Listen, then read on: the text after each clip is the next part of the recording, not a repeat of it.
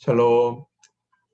오늘은 너는 물된 동산 같겠고 이사야서 58장 9절로 12절 말씀을 증거합니다. 이 말씀에서 9절에는 주님께 부르짖을 때 여호와께서 응답하시고 또한 이를 위해서 허망한 말을 버리고 이웃의 멍에를 풀어주는 사랑을 실천하라는 말씀이 증거되어 있습니다.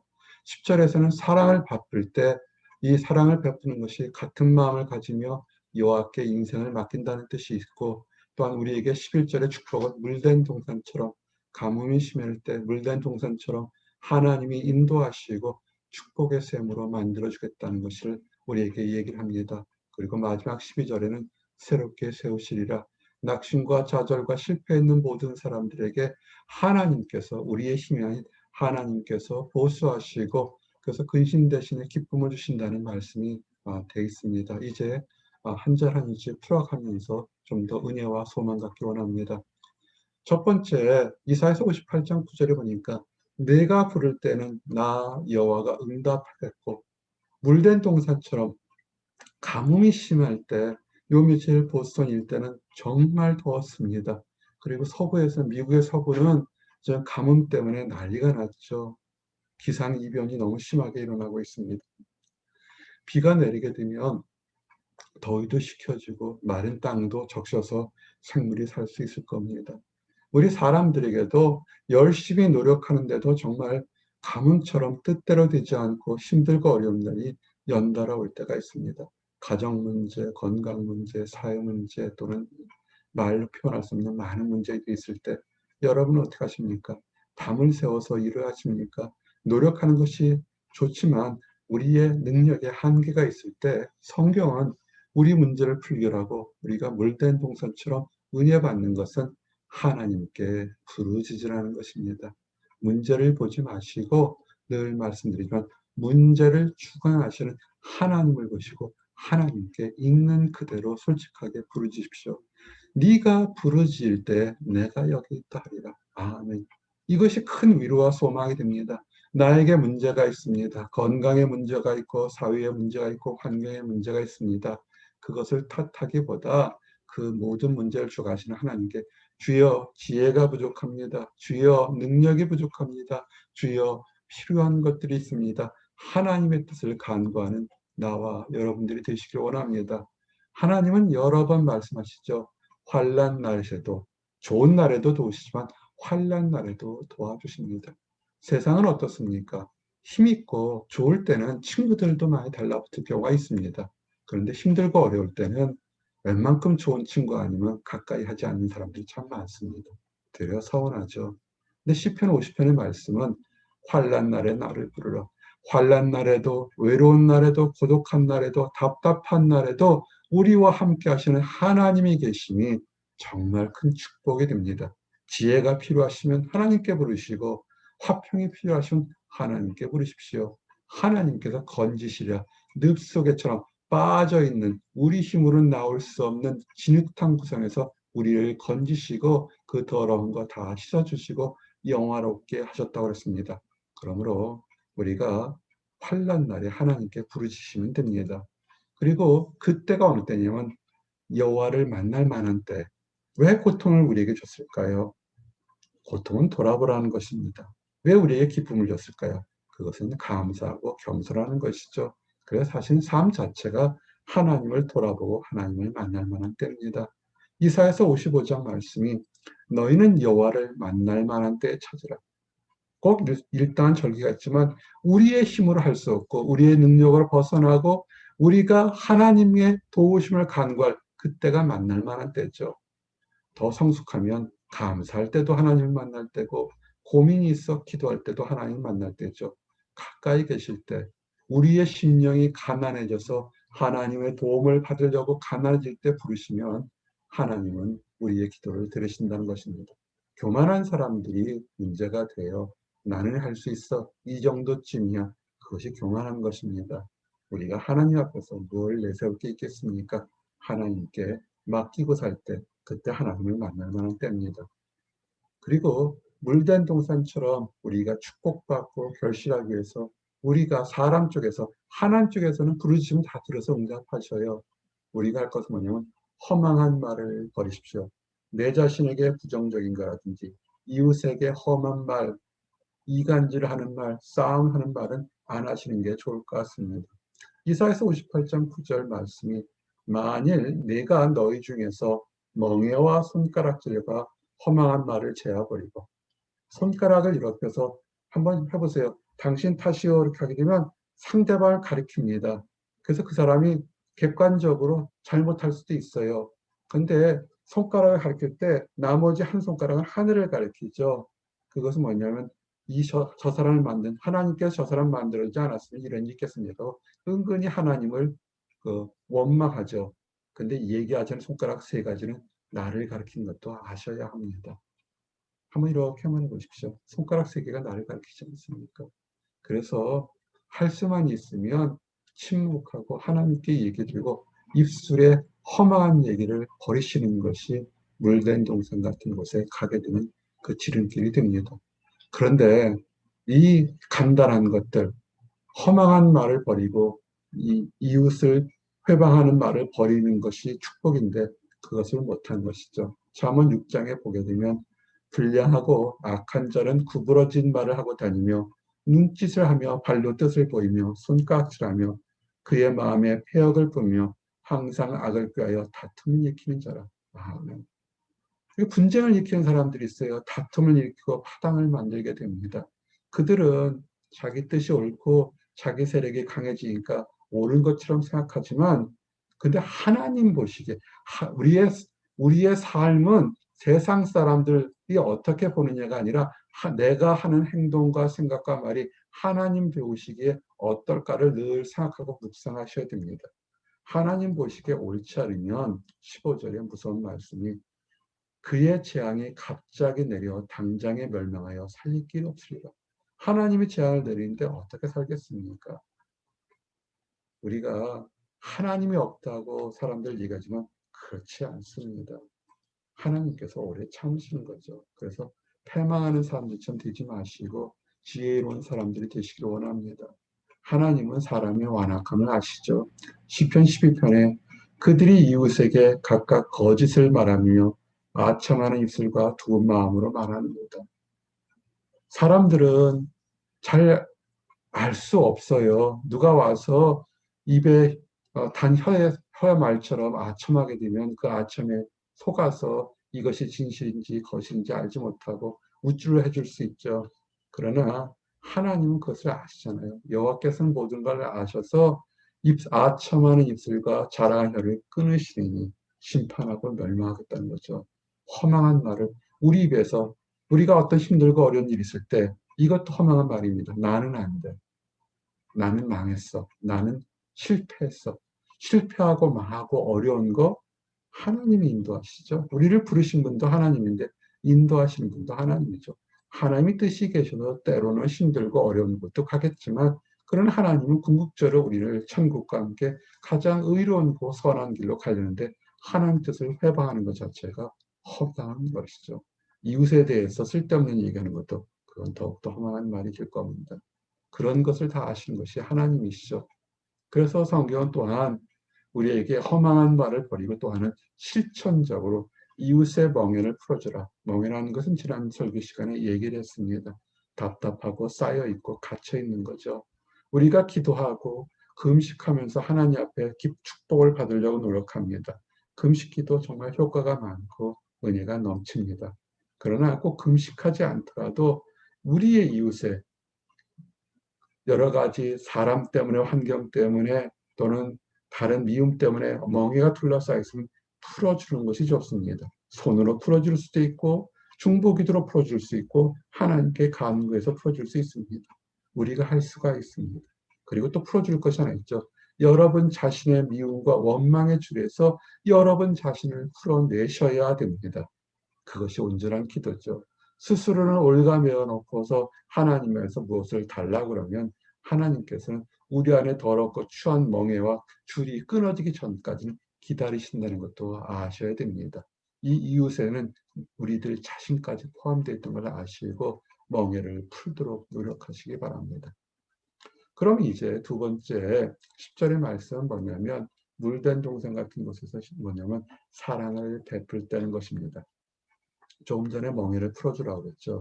어떻게 풀어주냐면 줄인 자에게 네 심정이 동하며. 작은 목자가 설교하면서 크리스찬의 덕목 중에 여러 가지 중에 꼭 하나가 있어야 된다라는 것을 참 강조를 많이 했습니다. 그것이 영어로 sympathy죠. 한국말에 비슷하게 설명은 이심전심이란 말이 될까요? 다른 사람에 대해서 연민과 불쌍함을 여기는 것이 심파시입니다.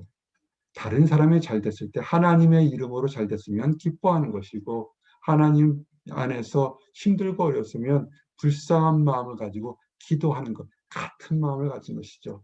힘드신 사람 있으십니까? 그럴 때 누군가 내 마음을 알고 함께 기도하고 함께 울어주고 함께 무엇을 나눌 수 있으면 참 마음이 기쁠 때가 참 많습니다. 성경에 우리가 응답받을 것은 어떻게 하면 그렇게 하라는 것입니다. 줄인 자에게 내 심정이 동하며 괴로워하는 자의 심정을 만족하게 하면 우리가 중보 기도나 할 때 거기서 몸이 아픈 사람들 또는 좋은 사람들을 위해서 함께 기도하는 것을 참 즐겨합니다. 바로 이것 때문에 그렇습니다. 지금 얼거매고 답답한 상황 속에 있는 사람들을 위해서 하나님께 기도해서 그 문제가 해결되면 얼마나 좋겠습니까?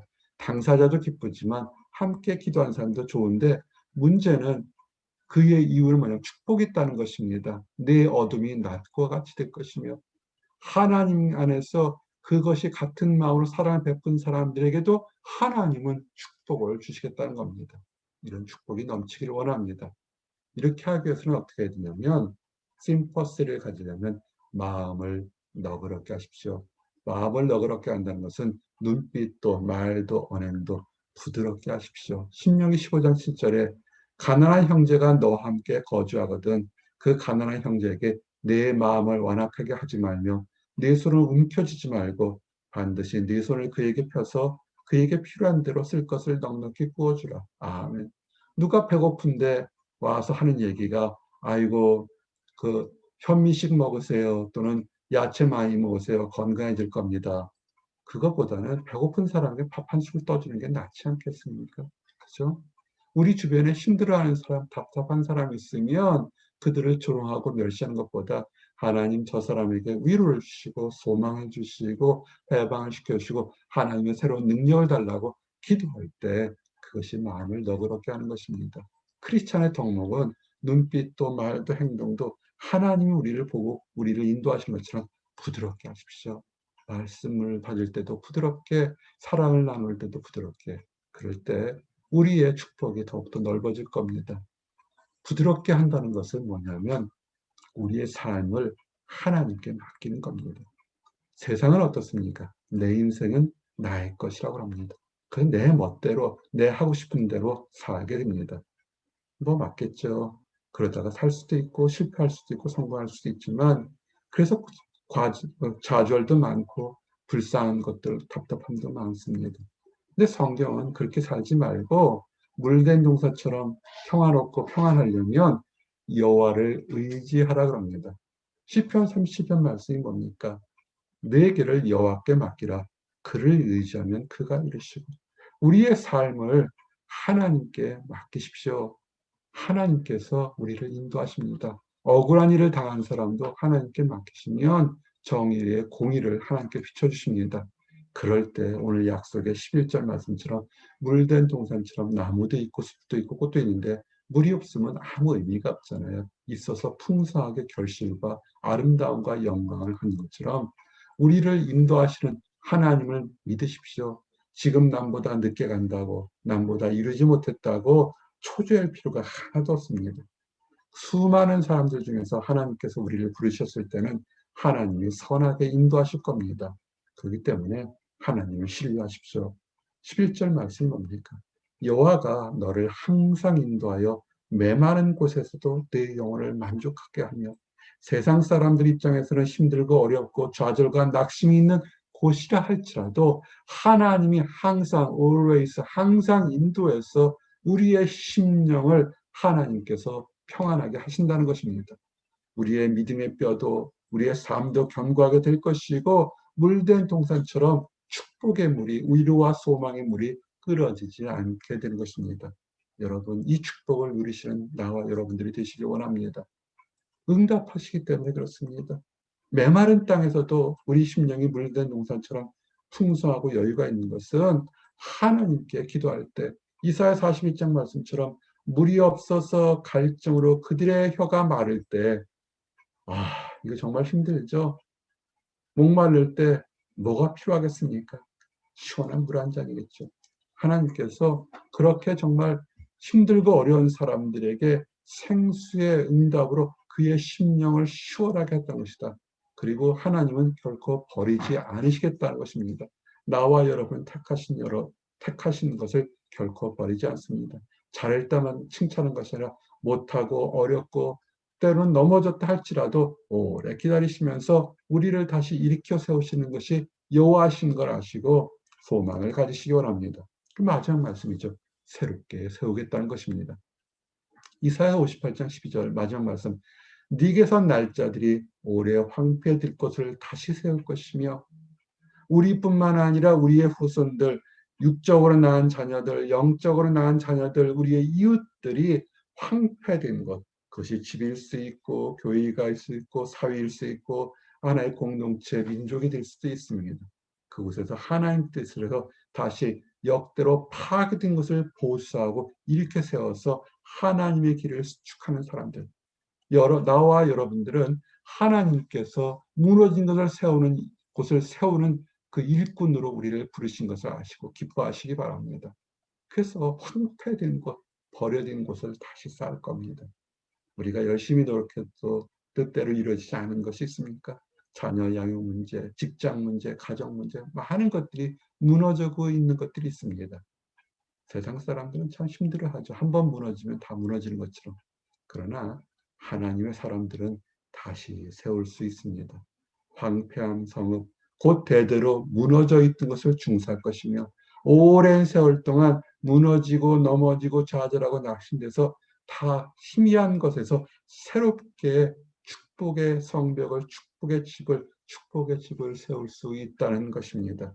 이렇게 보수하시고 새로운 축복을 누리는 나와 여러분이 되시기 원합니다. 그래서 말씀이 그겁니다. 근심 대신에 기쁨을 주십니다. 너는 물된 동산 같겠고 하나님 안에서 허망한 말을 버리고 허탄한 말을 제하고 말과 행동이 너그럽게 하고 여호와께 의지하게 되면 우리의 삶에 근심 대신에 기쁨을 주시겠다는 것입니다. 믿으십시오. 하나님께서 약속이니까 우리 삶에 지금은 근심이 먹구름처럼 몰려온다 할지라도 하나님께서 기쁨을 주시겠다는 것입니다. 시온에서 슬퍼하는 자에게 화관을 주어 그 죄를 대신하며 기쁨의 기름으로 그 슬픔을 대신하여 찬송의 옷으로 그 근심을 대신하시고 시온에서 하나님을 믿고 하나님을 의지하고 하나님을 신뢰하는 곳에서 우리의 있던 모든 슬픔의 억울함의 답답함들이 다 사라지고 기쁨과 찬양의 옷으로 바꿔 입겠다는 것입니다. 자, 이제 오늘 말씀을 정리합니다. 이사야서 58장 9절에 12절에서는 크게 네 가지의 주제로 너는 물된 동산 같은 축복을 받을 거라는 것입니다. 힘들고 어려울 때, 곤란할 때 하나님께 부르십시오. 늘 말씀드리지만 문제를 보지 마시고 문제를 해결하시고 인도하시는 하나님을 바라보고 기도하시기 바랍니다. 응답하실 겁니다. 그것을 바라본다는 것은 우리가 힘이 있을 때 사랑을 베푸십시오. 같은 마음을 가십시오.